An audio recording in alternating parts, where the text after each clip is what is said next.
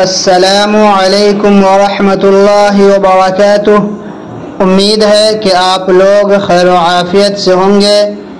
اگر کسی شخص کو چھینک آئے تو الحمدللہ کہنا چاہیے اور سننے والے کو یرحمک اللہ کہنا چاہیے، اور یہ واجب ہے۔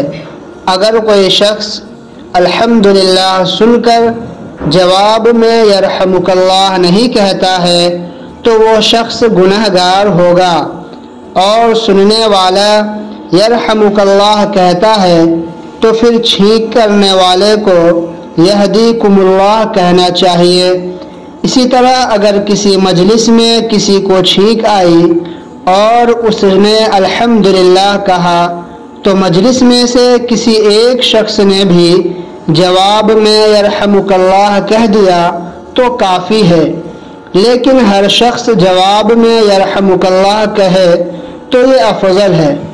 البتہ چھینکنے والا الحمدللہ نہیں کہا تو پھر وہ جواب کا مستحق نہیں ہوگا، پھر جواب دینا واجب نہیں ہے۔